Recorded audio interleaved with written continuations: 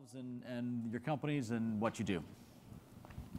Want to start here? Sure. Hi, I'm Charles Tran. I am from Under Armour. I'm the SEO manager at Under Armour. Who's Under Armour? Yeah, we'll take care of your shoes later. We had a little problem about the shoes backstage. Yeah.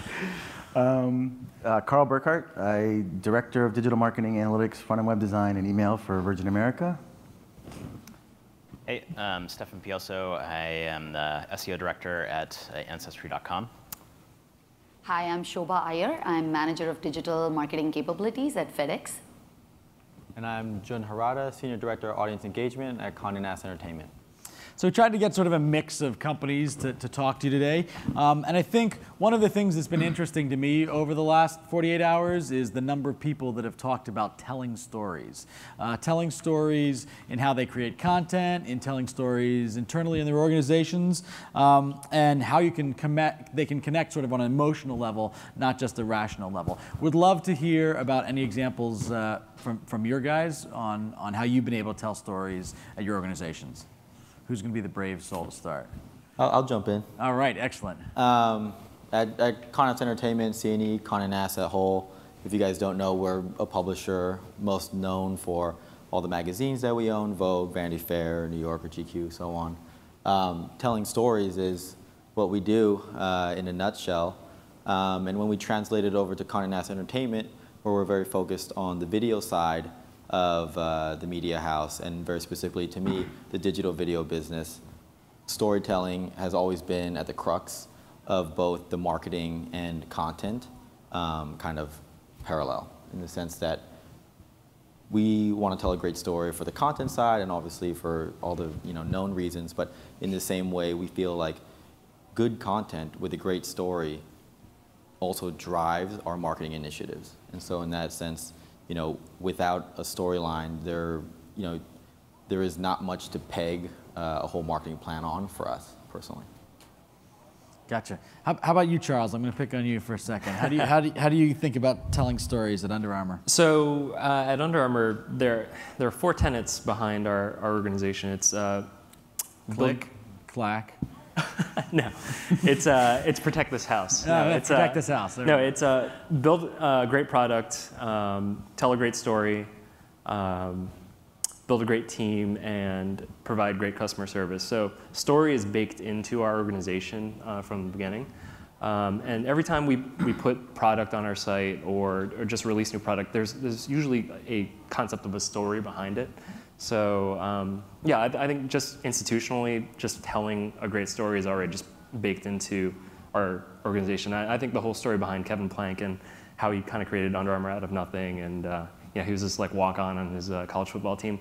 I think that's just in our DNA, just telling really great stories. So yeah, I didn't really have to do much work there to like get the storytelling part into our organization. So it's there. I just think we need to tap into it.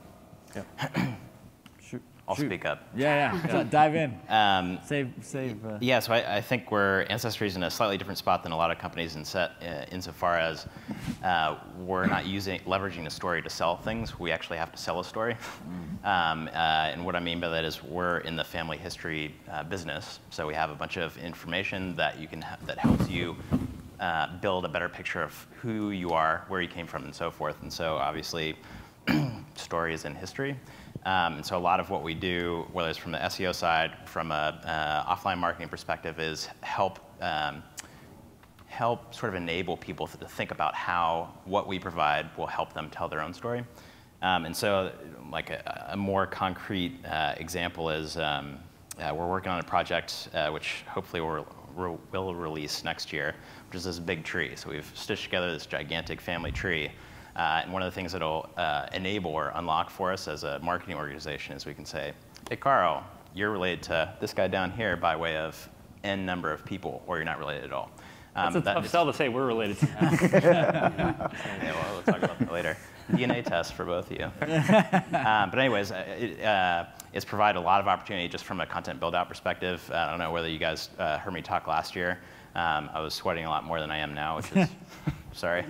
But yeah, I mean, we release huge amounts of content because we can aggregate data from census records and death records and marriage records and so forth to pull out interesting data points. So you're John Smith in Wichita, whatever.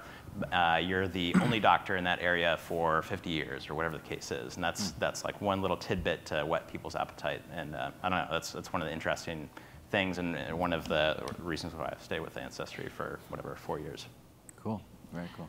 At FedEx, what we've done is small businesses are a big target market for us. So one of the ways we've approached storytelling is to run a small business grant contest every year. So in January of this year, I don't know how many people saw it, but almost 5,000 businesses registered to receive a grant up to $10,000, and in all, $25,000 given away in grants to 10 businesses. So businesses kind of signed up and gave us their stories.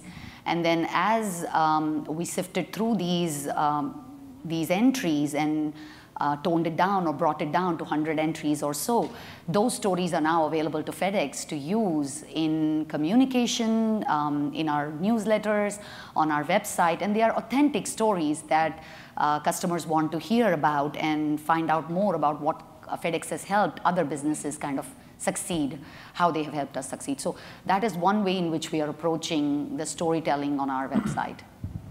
Gotcha. We don't do a great job at stories. So we talk about our brand, and a lot of people know Virgin America and the Virgin Group. We're truly a startup, so I think there's things that we're working through right now as an organization to help tell stories better. I think the main story that people really concentrate on Virgin America is really about the product difference and the offering, the people and the crew and the staff, and then of course Richard Branson. Yeah.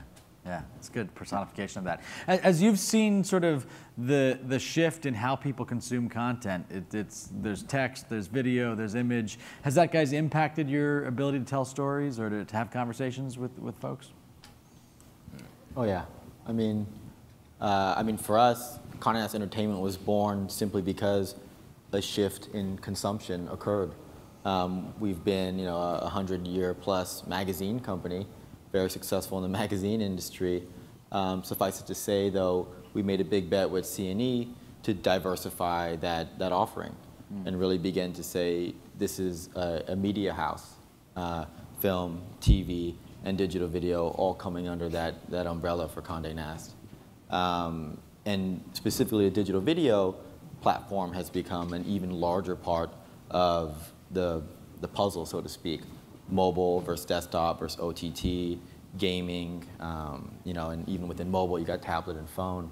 Each and every one of those has a different emotional state when the user's consuming. And so, where one day maybe we can really make content specifically micro-targeted to every single platform, for now it's very much trying to figure out, well, if we are making short-form content and it's of this type of topic, is the main place that people are consuming via mobile, via social? And those types of need states start to arise and really do affect the type of content and the way we deliver that content greatly.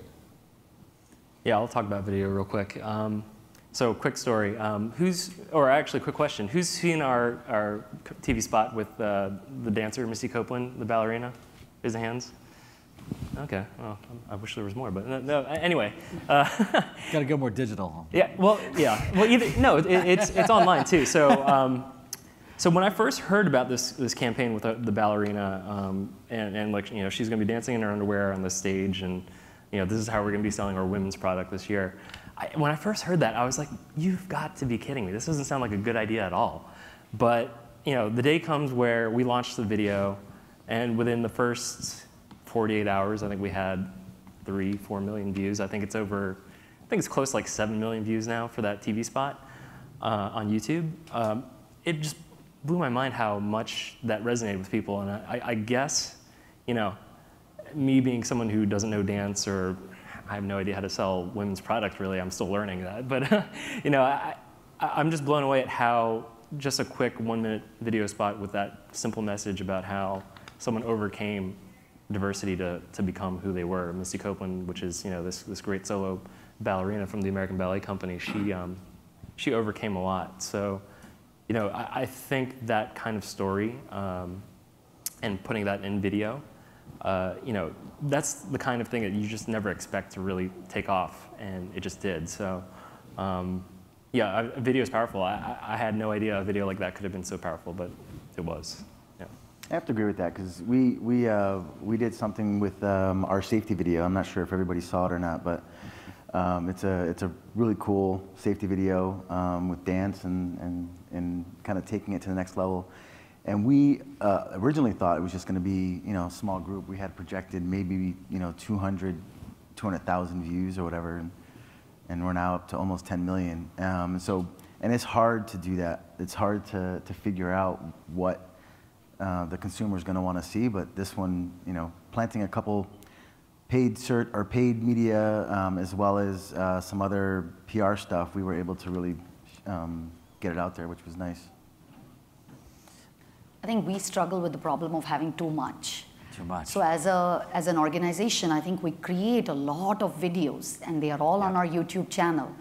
But the question really is, and even when you optimize them in all the ways that you need to from an SEO perspective, it is how does that content turn up when a customer is actually searching for it. So I think in our, from a FedEx perspective, I don't think it is a lack of having the content. It is a question of how do we make sure that that content is available when a customer is looking for it. Right. Have you seen the kind of content change? I mean, I know in the marketing we do, we've had a bit of a shift from long form, in-depth, content to I want snackable, I want really quick consumable, and the questions that we hear about attention span. Has that been something that your companies have actively addressed, or is it just sort of a byproduct? Or from a conversion optimization perspective, absolutely. I mean, really. I'm sure everybody in this room, in SEO, you have more or less two levers, right? You can dial up your traffic if that's possible, or you dial up your conversion rate. Yeah. So we play with those levers as much as possible. If one doesn't work, we try to focus on the other and so forth. So we've done a lot with trying to segment fairly long form pages and basically hide content sections by JavaScript. So bot comes and all of that is available. And when the user comes, they see a folded version of that, and they can interact and see those other sections. So we've done a fair amount of testing, but yeah, from a conversion rate optimization perspective, we've done quite a bit of work along those lines. You know that Google's here, right? Hmm? Google's here. That's excellent. They crawl our pages all the time. They do check your things out every once in a while. What's been the most effective? Like, give us examples of some effective earned media or things that you didn't have to pay for each one of your companies. Who wants to start? I think the safety video. The safety for us, video. Yeah, that was huge. And asked and answered, right? Yeah. A lot of PR, a lot of views, very minimal amount of paid media against it. Well, I mean, it seeds itself, right? Because I saw it on a plane. So that's the first time I saw it, and when it took off, and it was pretty cool. It was definitely remarkable, to use Seth Godin's words before. Yeah. Anyone else? For us, I think we launched FedEx One Rate in early October last year, and I think the I Want One campaign, where we went into Twitter and asked customers, some people who were actually, so there's a person, let's say Emily, who said, whenever I see something on Pinterest, I want to bake everything, And we just took somebody like her and we sent her a One Rate box with everything that she needed to bake. And just like that. And then we just asked her to tweet and to talk about what she'd received. Just like Carl said, we put very little paid behind it, but we got a 4:1 organic, we got the organic feed from there. So that, I think, was an example of a campaign where we went in not just from a FedEx perspective, but from a user's perspective, and looked at it and got a lot of mileage for the One Rate product too. So that, I would say, is a close success for us. Yeah. Something that's happened recently. For us specifically, our earn comes with sort of being able to partner with a digital influencer or some other celebrity in the space. Most recently we had Reese Witherspoon for Vogue, and she did a short little video for us. She happens to be on the cover this month as well. But this series called 73 Questions has done all sorts of numbers over the last couple of months. But this one particularly happened to hit really quickly and took on a much more kind of viral spike and then push out type of pattern. And it really was simply because we were able to partner with her, get her excited about the content, upon which she was able to push it out and really engage with it and deliver for us a massive earned impression count just from her own, a mass space. And the feedback for us was not so much, oh, we got to just get celebs with huge Twitter followings, but it was, along that line of, we need to market more in an authentic way to the user. We all, I think, for us, the exciting part is when we can use very little paid media to get a very big effect. And I think the learnings for us were, yes, paid media is effective because you kind of know what you're getting with every dollar you put down. And you've obviously optimized ROI against that. However, it's inherently inauthentic, right? It's inherently an ad versus someone genuinely saying, I really like this, go check it out. Whether it's a celebrity or an individual, what we found is the better we can get whatever alignment our marketing storyline has with that user, whether it's an influencer, a celebrity, or just an individual, to their core, we just see earned in a whole nother way. And it really opens up for us in a much, much more effective manner. Yeah, real quick from Under Armour.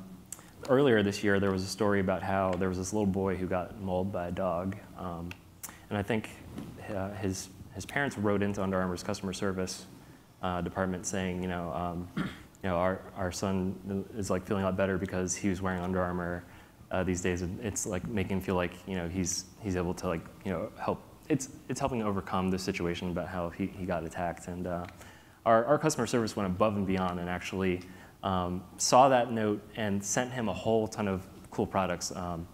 Our alter ego line of superhero stuff like Batman, Superman, gear, and had a really nice note in it. And it caught on really viral.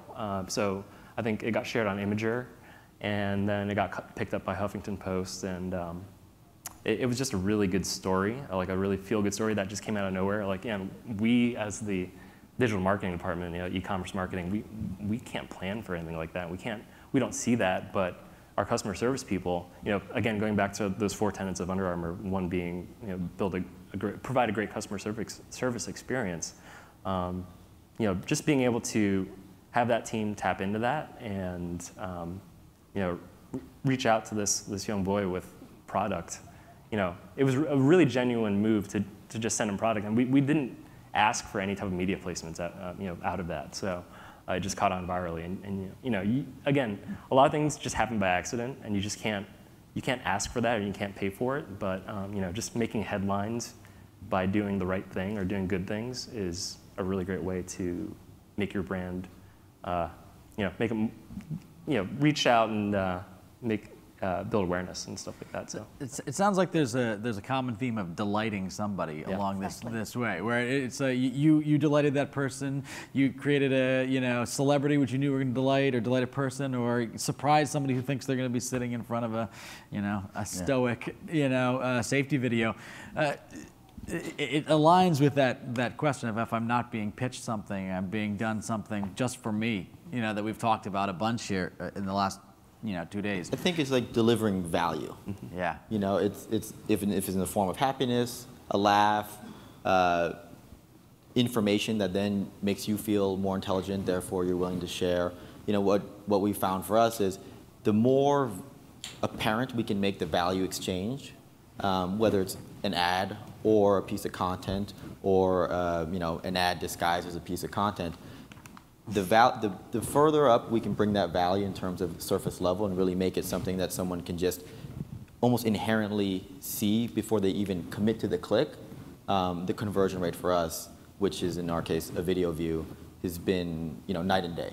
And it also occurs within the video content, where if we have the host or the person in the content really explaining that value add in an authentic way up front, the call to action that follows is immediately much more effective. And another example for us was we partnered with Glamour with a big-time YouTuber named Candy Johnson. We did a whole series around her where she just made up old covers. And then she went on her channel and she created this video that basically was a shout out to Glamour's YouTube channel. And it just drove tens of thousands of subscribers to Glamour within a day. And the learning for that was not so much, again, massive personality driving us traffic, but again, being able to say, like, what did she do in that video that was just so effective in terms of CTR? Because that was all of the conversion, was just people clicking. And ultimately, you know, and she had like a 30% CTR on her video. And it was because she just very, very steadily, consistently told the audience, hey, click on this thing right here, or click on the description, go to Glamour's YouTube channel, subscribe to it. You're going to get these things, and this is why it helps you. And so again, it's a piece of content, or an ad disguised as a piece of content. However, at the end of the day, it was delivering value to that user in a very, you know, transparent way. I think it's also coming down to, beyond the personalization, something that Will said the other day, which is, you know, making the consumer, making the guest feel like they're heard, like they're part of your brand. They want a voice. They want to share their experience, and when they do, I think it's more amplified than a celebrity or you know, everybody loves Richard Branson. We all do, and he does a really great job. But you know, there's sometimes when you have a guest who, for instance, there was another airline. I can't say the airline. There was another airline where we were using to have somebody fly back to SFO, and so she was in gear and all dressed up, and someone was having trouble putting up their case, and nobody was helping this person. So she got up and went over and helped, and she said very loud, she goes, "This is why I love Virgin America," you know, and it's true. It's just really kind of making the guest, you know, whether they're on a digital property, they're using your product, or they're or even after and maybe haven't used your product in a while, to make them feel like they're part of your brand and they have a voice and and they got that emotional touch, you know. I think from an aspirational perspective, we all want to be proud of what we do, and I think there's at least in the product part of our company, there's a large push to sort of sign up and say, I would put my name on this product. So that comes across in like a number of kind of cheesy ways, but I think that the underlying theme is like, you want to be proud of what you put out there. And so I think that's helpful to keep in mind. I don't know if anybody follows Avinash. He runs an analytics blog called Occam's Razor. Love his, there's a quote, what is it? The key to success is just not to suck. So like, I think that's my more day-to-day go-to, which is like, how can I suck less? So how does that come out in my day-to-day job? I mean, I think there's been a lot of talk about personalization and sort of targeting particular customer cohorts and so forth. And so when we're thinking about and designing a large-scale content push, one of the last steps is to talk with one of our on-staff genealogists, say, great, you help non-genealogists figure out their family history, build out their family tree. Like, if they got to this page, would it suck? Yeah. If you were to get to this page as a hardcore genealogist, does it suck? And we get a lot of mileage out of those conversations, whether it's with her or with a number of other folks we pull, but suck less. That's good. You brought that up on saying that you're trying to create cohorts or things like that. We've used personas, which can get a bad name around here. Talk a little bit about how you guys segment your customer base when you're creating content, when you're targeting, when you go after that. You know. I think from an email or a direct mail perspective, segmentation has always been around. Yeah. And I think everybody, when it came to those channels that we were all very, very comfortable with about 5-6 years ago, we all knew that the meat of what you would get from a campaign, an email or a direct mail campaign, would come from segmentation and what you actually told the customer, the offer or the message. So it does not come as a surprise today that we are saying the same thing for all of our digital channels as well. I think it just took a little longer for us to get there in digital because probably the technology was not there, or with SEO, we had the ability to get the customer's intent from the keyword that the customer was using to come to us. Yeah. So as marketers, I think we could afford to be a little lazy. We did not need to create those personas. But now that that data is gone, I think it is front and center. So from a FedEx perspective, I think we are looking at a DMP to say, how can we create personas that are good not just for search, not just for web, but for all digital, and be able to take that persona and provide an integrated digital experience across search, across paid search, across the website, digital advertising, and carry the same segments across email and direct mail if we have to do that. So that is the way we are approaching segmentation and personas at FedEx. I think it's critical. So we're at the very beginning stages. So we don't segment well today, but we're at the point where we're trying to build the infrastructure. So looking at the DMPs, looking at the DSPs, the dynamic ad serving platforms, how do we connect all of our data? How do we centralize all of our data? What's a way to look at cross-channel, cross-device? How do we understand the behavior if you're going to be shopping on your phone and then you go on your desktop later to then convert and buy a ticket, right? So I think there's a lot of technical challenges for us, and everything is kind of just everywhere. So we're trying to bring it all together so that we can understand the consumer better and then guide them. And right now I have my team looking at customer journeys so that we could build out and see, for this customer who may not fly our airline a lot, maybe they had a lifestyle change and they don't fly a lot, and so for business, but they have our credit card and they spend a lot of money on the credit card. So how can we tailor content to that user and that person, even if they're not buying a ticket? And so we're building out these customer journeys so that we can understand the during the process, and how we could build out predictive models to see if we could offer certain upgrades and all that stuff, and then how do we take care of them after and re-engage in, and at what point you spend money to reacquire versus using the channels that you own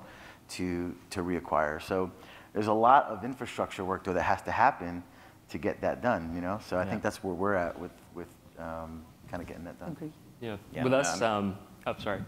I'll go for it. Okay. I learned something really surprising. I've only been with Under Armour for about a year now, a little over a year, but I learned something really surprising over the past few months based on our analytics team's observations on our segments.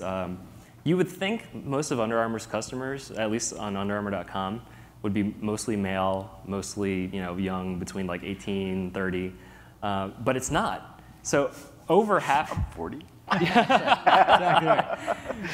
Again, we're going to fix your shoe situation here. But, so free shoes for everyone in the audience. Is that what you said? I did not say that. But maybe if you come talk to me afterwards, all right. We'll work something out. All right. So no, over half of our actual customers on underarmour.com are women who are like in their 30s to 40s and who have 2 kids. Really surprising, but actually it's not, because most of the time it's kids who are too young to actually have credit cards to buy stuff on our site. So they're asking mom to buy stuff for them. So I would never have known that unless we utilize our analytics team's learnings on our customer segments. So that has a huge influence on how we optimize and how we think about content, things like that. So always leverage your analytics teams if you have them, and if you don't have that, try to find that little sliver of knowledge that's going to open the door for you to discover something new. So that's a cool insight that I learned. So we've kind of addressed this in 2 different ways. So we had a very robust process by which we developed, with the use of a third party, developed our personas. And we've tried to develop content based on which one of those personas we want to go after. I think the challenge from a tactical SEO perspective is I can't guarantee that persona gets to my page. There's nothing I can do. I can write as much as I want. Ultimately, Google ranks for a particular keyword set, and somebody gets to the page. I can't control that. So from a downstream, more tactical perspective, we've done a lot of conversion optimization testing where we will have the conversion flows. We'll have a widget which either sends you to build a family tree, sends you to find records, and so forth. And so we've done a lot of testing around the segmentation or the data points that we can pull So whether that's by age, and we can predefine the age because we have an age field, or we'll cookie them when they've been to the site, are they a registrant, are they a subscriber, and so forth, and we'll change out that user flow based on the data that we have. And I think that's I wouldn't say an easy thing, but it's something that probably everybody in the audience can do. Ultimately, like the user journey, what is it? They get to your site, they have to take the next step. You can define that. That's what's in your hands. I think the hard part for me to get around is like, I want to target a particular audience, and from an SEO perspective, it's very difficult to do that. So trying to pull, whether it's DSP data or, one other thing I wanted to mention along these lines, I don't know how many of you are responsible for paid search in any way, but RLSA, we've actually used a lot of our SEO content to develop RLSA lists that we then remarket against, and by remarket I mean a number of things, but one of the most impactful tactics is we can push up our bids for a particular keyword set. So if it's somebody's got to our 1940 census pages, we cookie them, we increment our census RLSA list, and we'll bid up for those people when we see them again in paid search. And I think that's been a super effective tactic. I mean, RLSA can also be used to suppress ads, which is awesome. Obviously, this is mostly an SEO crowd, but you can actually suppress brand ads to people that are your subscribers or customers, which for the Googlers in here, sorry, but I don't want to pay for navigational search. Right. Anyways, sorry. Absolutely. No, that's good. How about you when at Condé, when sort of content is your product, right? You know, content is our product, and content is also our main marketing tactic. But to kind of speak to, I guess, a sector of the audience that we haven't really touched on, you know, one of, or I guess a lot of our audience now is very much in the young millennial zone. And how we go about finding them, marketing to them, is actually a pretty enlightening experience. I mean, prior to Condé Nast, I was at Vivo, so dealing with the kind of 15-year-old girl was a large part of my job. And the kind of wonderful experience that came. We have to make sure we don't take that out of context. Please. Yeah, I know. I mean, we don't want to put that up on the quote. Right. Sorry, go ahead. I have no kids. The experience we kind of begun to hone in on, especially at Condé, was I think actually said best by Shane Smith over at Vice, in that young people have the best bullshit detectors. They can really get down to everything because they've grown up with so much marketing. I mean, every second of our lives we've been marketed to. And so to that end, you know, you really can't just run ads in front of them. You can't just kind of throw things and hope for, you know, optimized experiences and then kind of double down on those optimizations and expect a similar ROI. And so what we found is, you know, going that authentic route. And that's been very much the back door, which is now the front door. And it's really changed from the super scientific side of digital marketing, and it almost now is the traditional digital marketing practices, and we've moved into, in my world, are relatively murky waters. You know, influencer marketing, social marketing, you know, influencer social remarketing. You know, and so like trying to market with an influencer, have them drop pixels, and then being able to harvest that data and remarket to them.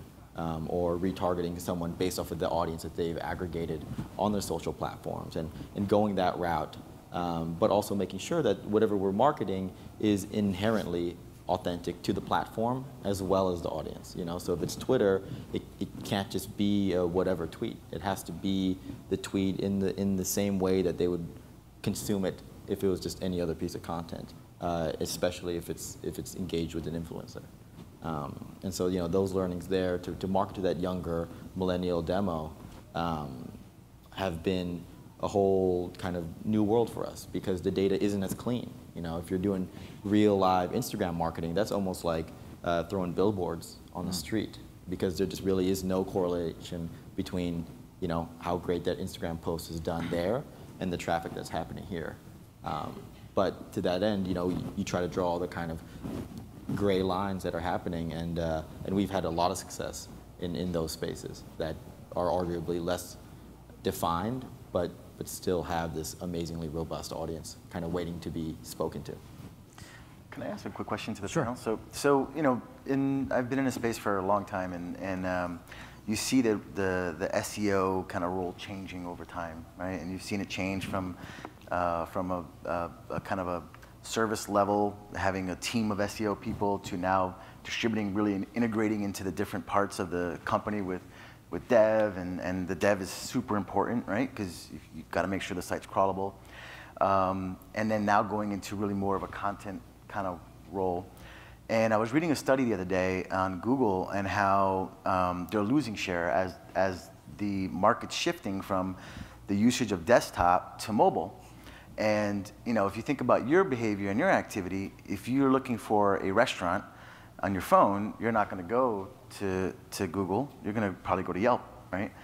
So how do you think the role of an SEO person or the job of the SEO person is going to change, especially given the fact that people are using a lot more mobile? Google is pushing you to spend more money, which makes sense for their stakeholders. What do you guys think about the role of the SEO person, and where do you think it's going to go? Yeah, it's not just SEO anymore. It's not just search engine optimization. It's web presence optimization or overall organic optimization. So, I mean, for us, like, I know we have stores all over the country. We have our factory outlet stores and brand house stores, and part of my job, kind of, but not really, even though it's not really my job. I have to work with our retail team to make sure we manage all of our store listings, and I don't think we're actually claiming our Yelp or our listings on Yelp or anything like that, but we should be. So I think that's something that's always been in the back of my head, but I just don't have the time or the resources to do it. But just to be able to kind of go out there and make sure we're owning all of our presences everywhere. Whether it's in a vertical search engine or a business search engine like Yelp or whatever. You just have to do it. You just have to go and find where you're supposed to be and make sure you have a claim there. Mm-hmm. Yeah, I mean, I don't know. I think about it in a couple different ways. I mean, on the one hand, you can't do everything well, and I can't remember whether it was Will or somebody else. You got to pick the things that you're good at and just double down on that. Yeah. I think there's definitely a lot of value in testing things out. So one thing that we tried at Ancestry a while ago was native ads. We talked a lot about content marketing in the context of SEO, and I think that means something very, very different at Ancestry. So we actually use we use a number of native ad vendors to drive direct response traffic. And it's one of the most profitable channels we have. And that started out with I don't know, $1,000 a month budget. And we're like, yeah, we'll task this one guy who just started, a guy named Wes, actually. Awesome link builder. I can't believe that he moved over to this native ad thing. But anyways, a side story. But he tested it out, and he actually proved it out. And he's actually stealing budget from our paid search team, which I'm kind of dumbfounded, but it's worked out. So I would say, at least my personal opinion is, double down on the things that you know how to do. But also test. I mean, ASO or App Store optimization may be in sort of the same wheelhouse, right? We know search, ASO maybe is a good extension of that. We understand the correlation between keyword, or the sort of the relationship between keyword, search demand, and so forth. But whether I can be a web presence manager, I don't know. I've got limited resources. We'll get you there. Yeah. Anyways. I think I will put in a plug for whoever did not attend my colleague Sushma's session on local search should go check out her presentation, because that is, from a local presence perspective, we have 2,450 stores across. So we have invested heavily in local search to ensure that we are able to come up in search with our own pages, not just directory pages. When people are searching for us on mobile or searching for us with a local intent. But to what Stefan just said, I think the testing piece is I think paramount as we move or change our roles in this web presence optimization area. As a company, and as a team, we lay a lot of store on testing, and every year we set aside a testing budget that is used to try out new things. And all across our management chain, nobody in the team is penalized if a test does not perform well. Testing is so that you know what performs well and what does not perform well. And so therefore, even when you mentioned RLSAs, for instance, as much as there is an research out there that says that your cost per action or your cost per conversion is going to go down, there is the fear that your CPCs are going to go up for that particular segment. So it is, I think, as the role of an SEO changes or as the role of a digital marketer changes, I think that is the most important thing, to be testing, to be learning from what you're doing, and then apply it in the next round. Just out of curiosity, how do you define that test budget? Is like 10% of your overall budget, or? We don't put a number like that. It is just what is available in a year and what we think is needed. Yeah. So I don't think we would be able to set a 10% or a 5% number like that. Fair enough.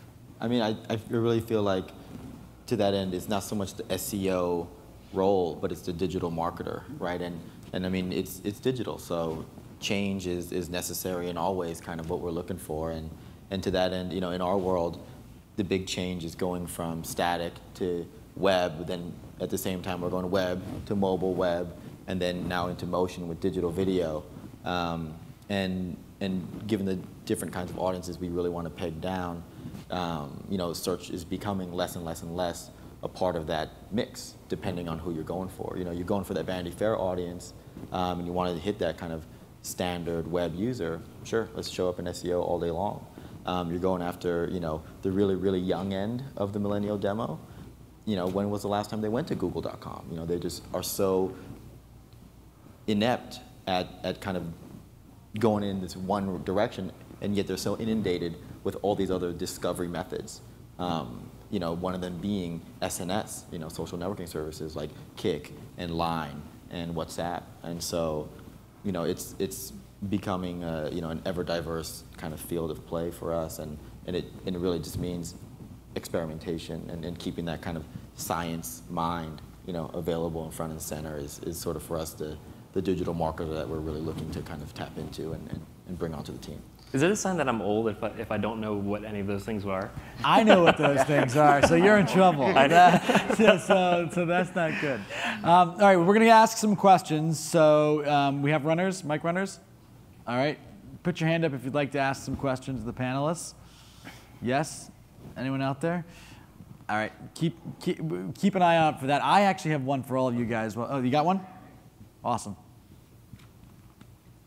So you guys talked a lot about a lot of the different kinds of initiatives and things that you've done. I'm curious how you ultimately measure success with your SEO work, and because I'm thinking that in some cases it's going to be different. You know, I represent K-12 and we're a big education provider, so we look at success from SEO in a lot of different kinds of ways. In some ways it's enrollment, in other ways it's, you know, something else. So I'm kind of curious for each of your different companies how you kind of look at your success metrics when you tie it down to it. Well, yeah, I mean, for us, we're e-commerce, so it comes down to traffic and revenue, really. I mean, that's at the end of the day, that's what anyone from an organization like mine would really care about. Yeah.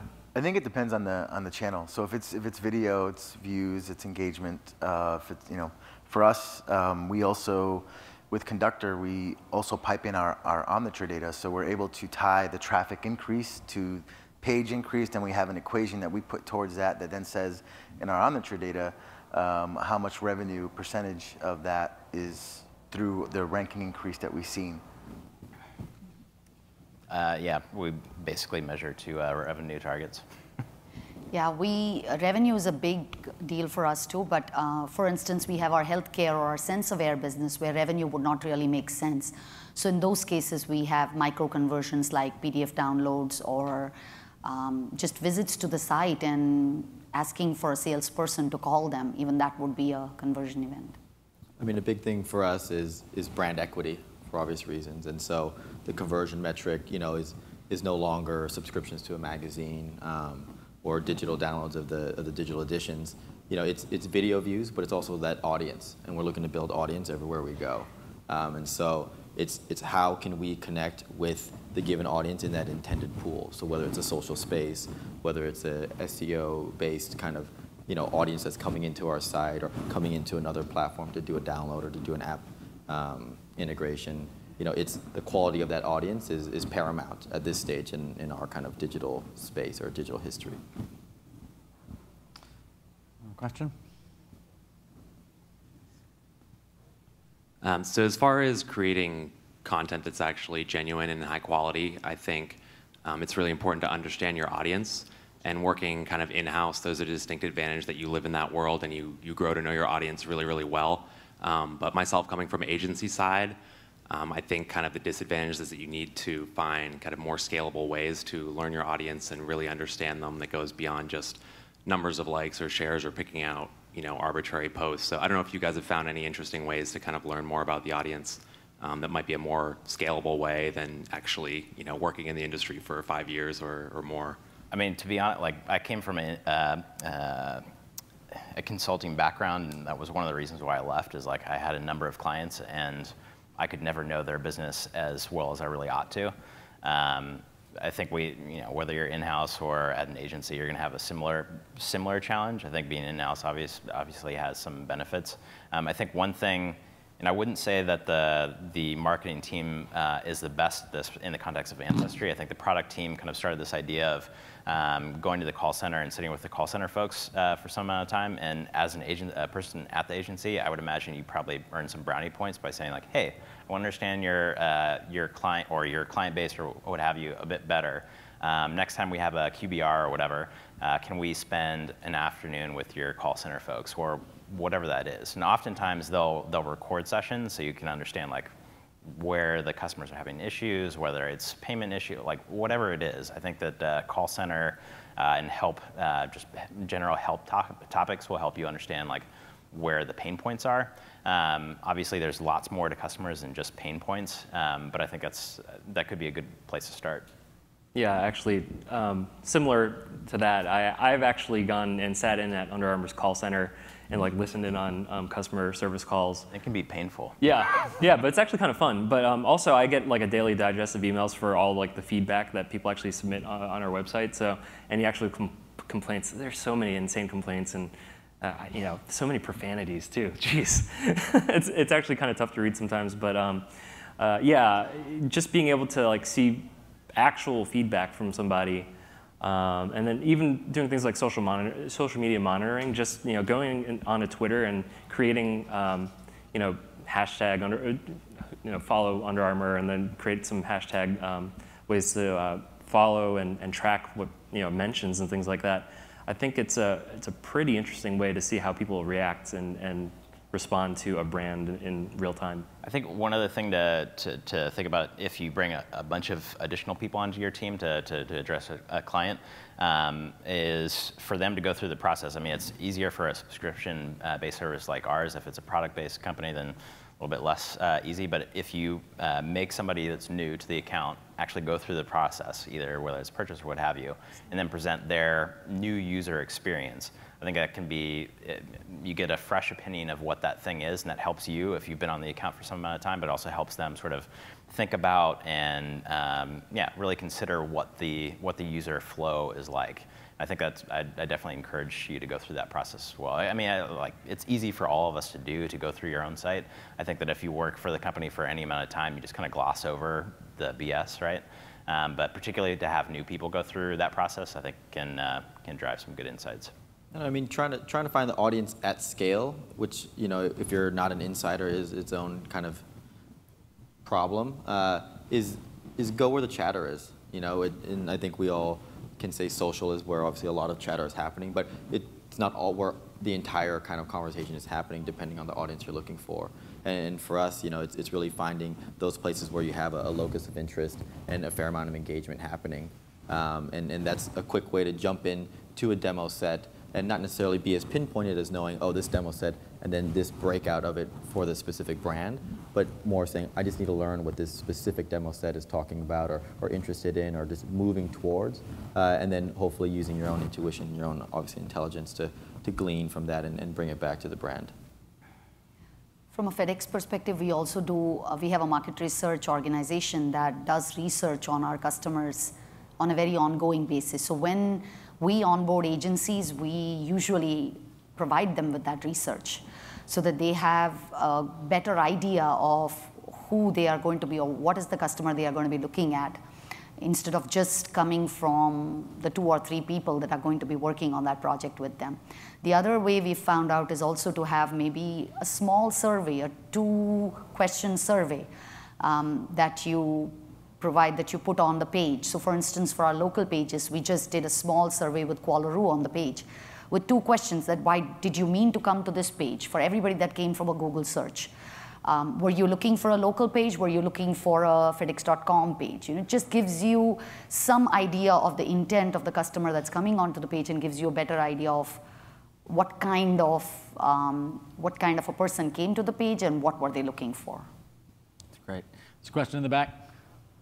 Yeah, sorry, I didn't realize I was that loud. I've heard a lot of the conversation being focused around on-page storytelling and Facebook and Twitter, and we've touched upon video. But I know personally that Instagram has a very high engagement rate, Pinterest traffic has a very high conversion rate, and StumbleUpon, which can be very visual, has a very high viral potential. It usually is very surprising. Have you had any experiences with building or telling a story through a largely image-based medium, such as those kind of social sites? We use that. I think it's Pinterest and Instagram, not Instagram, Pinterest mostly. We have a nice build out of our brand and kind of the inside of the cabin, outside of the cabin, all of our events. The event that's going to be happening on Monday.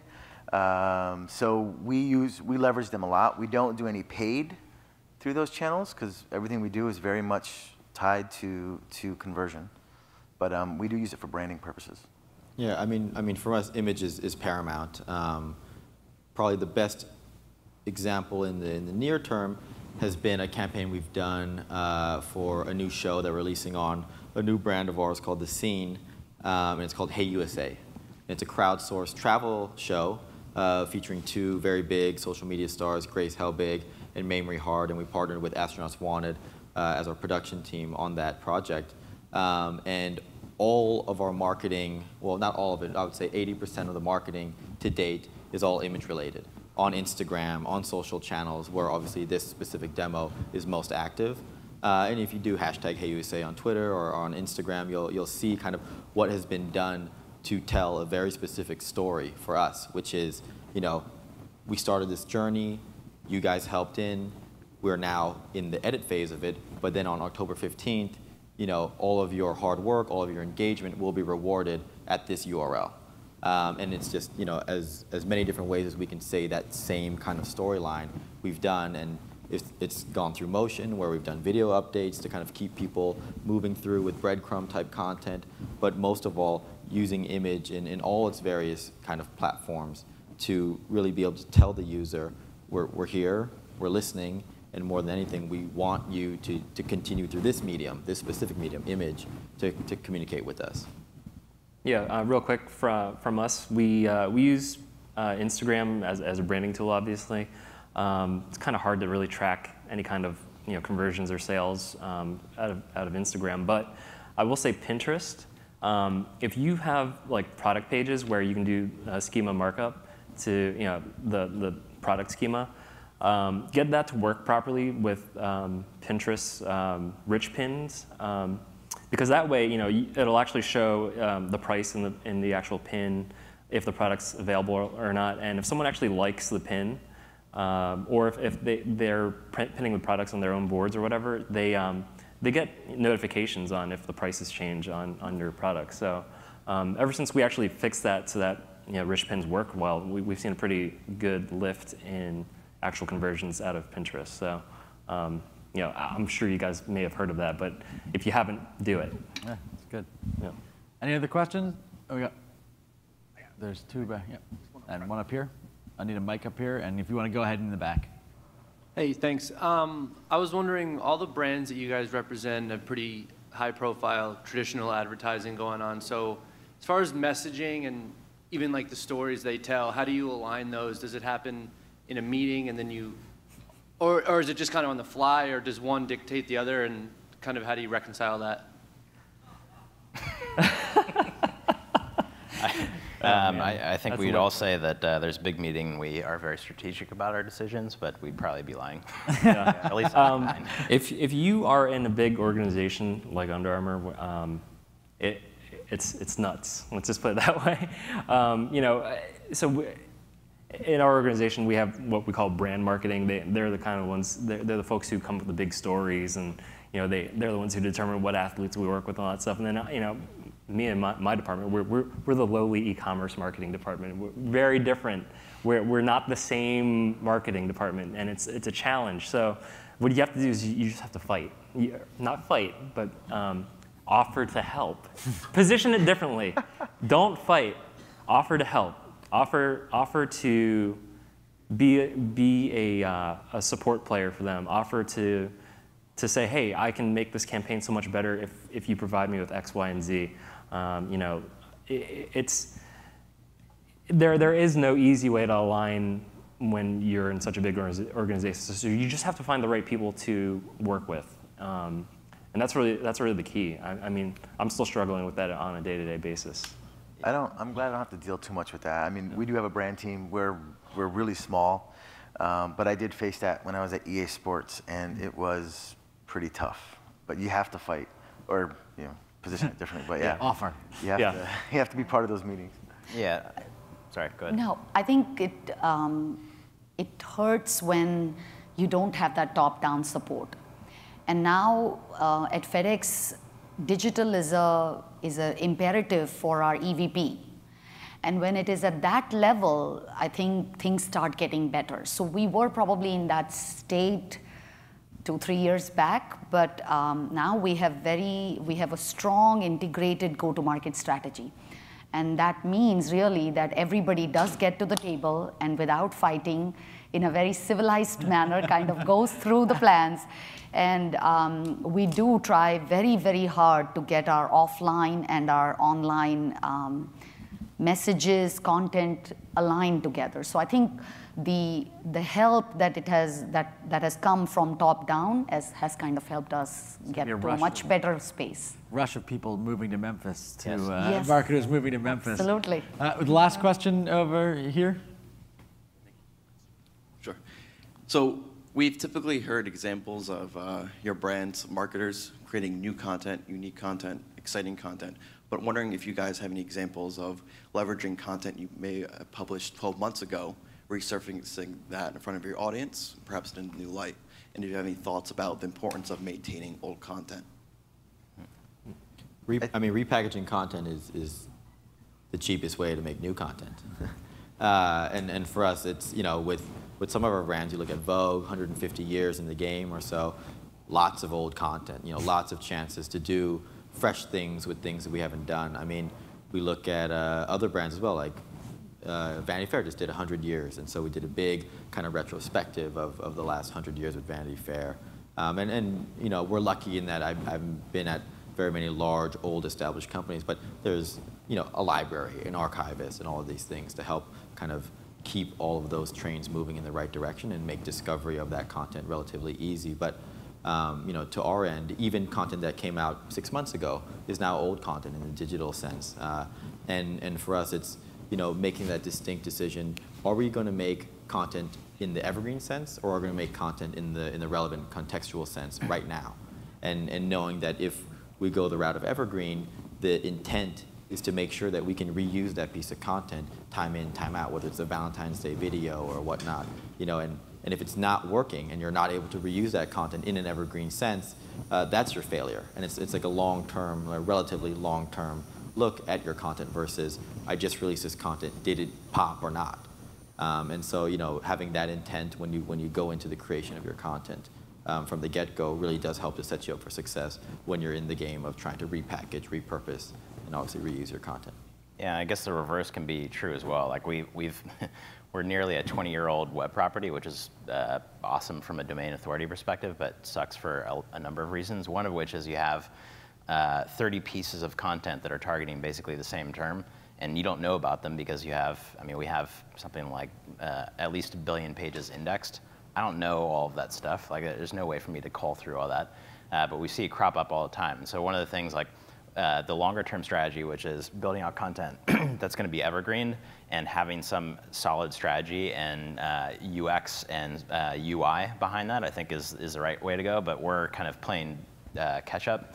And so I think that one thing that I would suggest for some folks that kick out a lot of content is to set up redirect rules. So whether it's a landing page, so landing pages for the most part are new index on our end, so any paid search landing page or whatever, a lot of those pages will retire at some point, so we'll set up a redirect rule, hey, this page is being retired and it has a retirement date. That redirect does a 301 to the applicable PLP. So if it's like a census landing page, we have an open database or whatever, it redirects to the census, sort of our PLP, our priority landing page for census.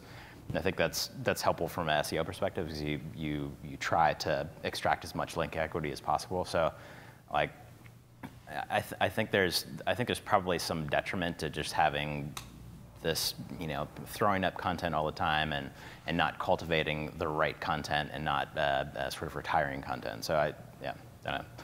Doesn't really answer your question, but. It's good. All right. Well, thank you very much, guys. We appreciate this. You'll see you around for that. That's awesome.